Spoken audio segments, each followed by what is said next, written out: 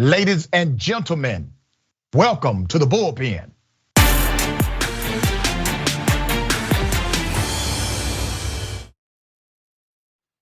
Yeah, he's back. We got Joe Collins III, impressive resume. He's running for the US House of Representatives in California's. It was 43rd, but because of redistricting, it is now going to be the 36th district that he will run in. Mr. Collins, good to have you on the show. Welcome back. How are you? I'm extremely blessed. Thank you for having me. I really appreciate it. Well, we appreciate you being on the program as always. We're going to chop it up about the voting rights bill, the John Lewis Voting Rights Advancement Act. I don't want to presume what you know or believe about that act, so I will give you an opportunity to tell us your sentiment. Well, I think that there are a lot of great things in a bill, and there's a lot of things that I don't like about the bill as well. I think it's good. They're kind of getting involved in campaign finance, and I think campaign finance is one thing that a lot of people are ignoring when it comes to this bill. But in my opinion, I think the bill is more swayed towards allowing an opportunity for illegal immigrants to vote. I'm looking at the bill when I read, about 800 pages. They talk about any person who have any type of interaction with federal or state governments will automatically be registered to vote. And that draw concern for me. Register 16 and 17-year-olds. I think that's repugnant to the Constitution that states that you have to reach the age of majority before you can participate in any type of decision making for young people. And so on and things of that nature. But the opportunity for felons to vote, I was really excited when I read that in the bill because a lot of people don't believe that because you're a felon, you get to participate. But I mean, you did the crime and you paid your time, and now it's time for you to get back acclimated in the United States in every single aspect, including voting, especially if you're going back to work and paying taxes. It is for you, specifically for you. So those are just a few of my thoughts from what I gathered from the bill. Okay, so let me give you some correction on a few things. One, the age of majority as it is listed in the Constitution, what is that age? Supposed to be 18 years old, or whenever you're emancipated from your mother and father.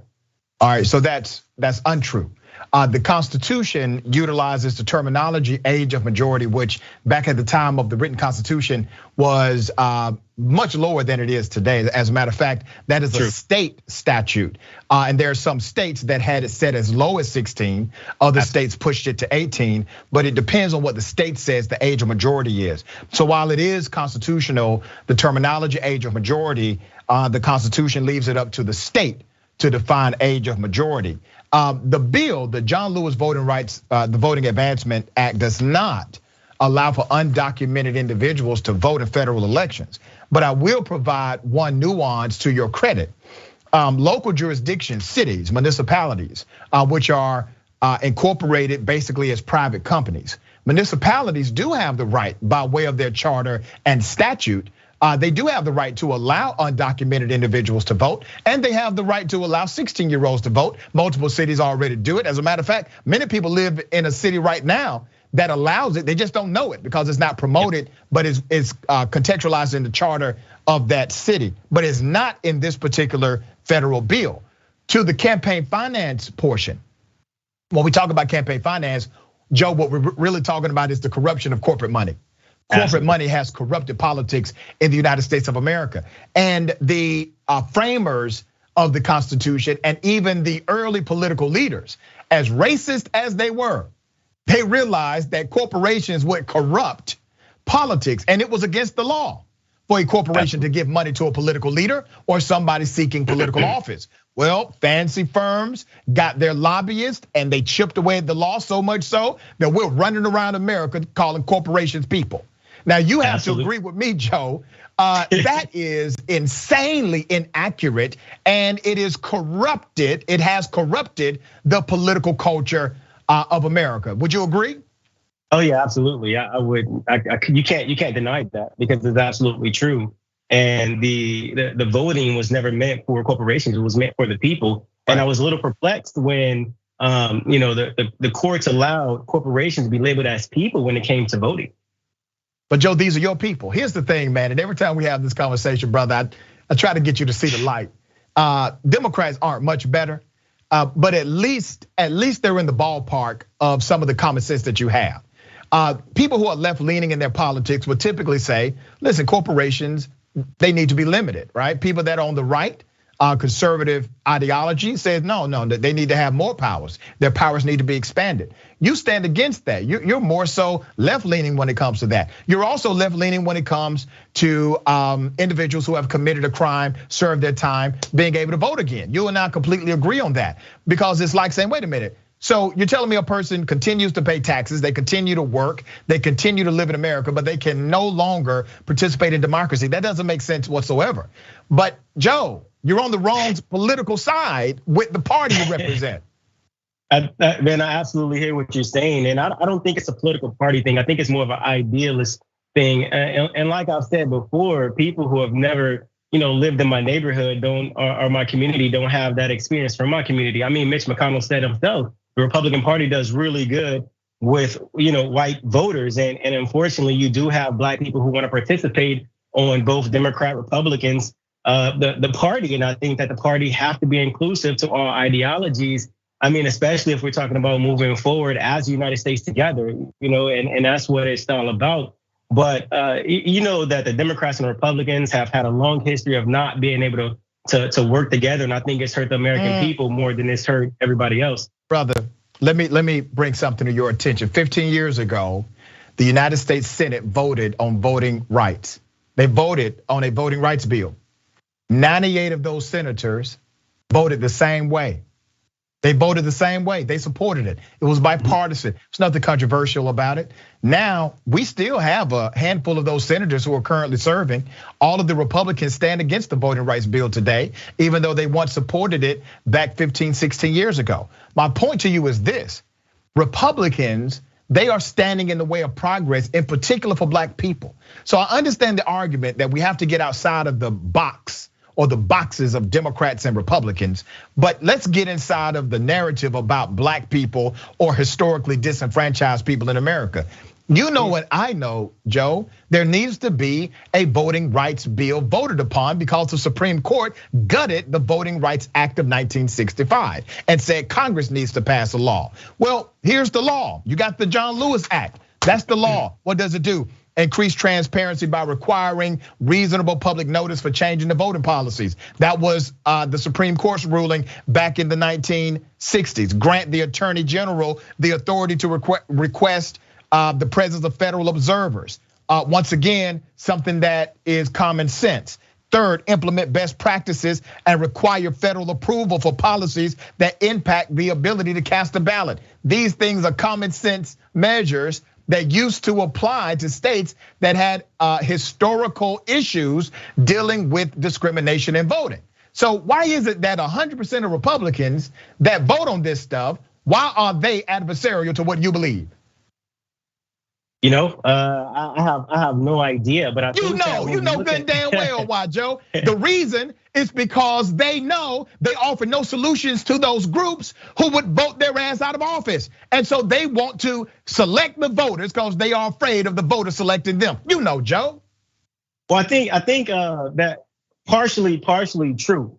I mean, we can go back to the 2020 election where the Republicans gave up all of the urban areas, the high dense populated areas, and the Republicans took the rural areas, and the Democrats took the urban areas because that's where the most people are. And so, they might be afraid of getting voted out of office. And I say this all the time. I'm a huge proponent of get in there and do your job. If you want those voters, get in there and show them the type of leadership that you feel they deserve, or the type of leadership that you aren't allowed people to decide.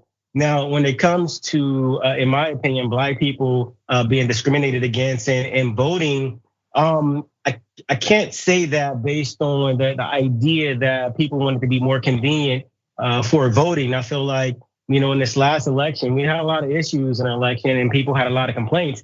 Now, when it comes to passing any type of legislation, in my opinion, I think both in the Senate and the US House of Representatives, the Democrats and the Republicans have to agree to work together to find some type of legislation that's gonna be beneficial for both sides. I mean, right now, the Democrats are getting legislation, they're getting legislation trying to get it passed, but the Republicans are not on the table with those legislations. Joe, let me just ask you some simple, direct voting questions. Sure. Should people be able to vote on Sunday if the local jurisdiction allows it? Absolutely, yeah. The Republican bills that have passed eliminate Sunday voting, which was branded as souls to the polls, primarily done by what church? The black church, right? So that's an issue. Number two, Senate Bill 202 out of Georgia makes it a misdemeanor crime to give somebody water or a snack while standing in line. Even Lindsey Graham went on Fox News and said he doesn't understand where that part of the bill came from. He thought it was silly, right? Well, there's a reason, there's a design to it, Joe, because well over 90% of the precincts in Metro Atlanta that have historically long lines, guess what? They're in black neighborhoods. And the election cycle before, commercials ran on television saying, hey, we know the lines are gonna be long, but if you come out, endure the lines, we're gonna make sure you have water, you have a chair, you have a snack. But they made that now a criminal offense, brother. You see the racism involved in the statute, do you not? I don't necessarily know if I would call that racism because I have to compare it to California where you can't do it at all. I mean, the polling lines, the voting lines along in California, obviously it's more considerably hotter in climate in Georgia sometimes when it comes to voting. But in California, opposition parties are not allowed to be within so many hundreds of feet of the polling location. But that's not the rule, Joe. Listen to me, brother. It's already against the law to electioneer. So you can't represent a campaign or provide election material while someone is standing in line. That's already against the law. What they have now done is made it illegal for churches or nonprofit, nonpartisan organizations to give mama them water or a snack while they're standing in line. That's what's illegal now under that Senate bill provision that's called a voter restriction bill. And once again, over 90% of the long lines in Georgia are connected to black neighborhoods. That is racist in its expression. Do you not agree?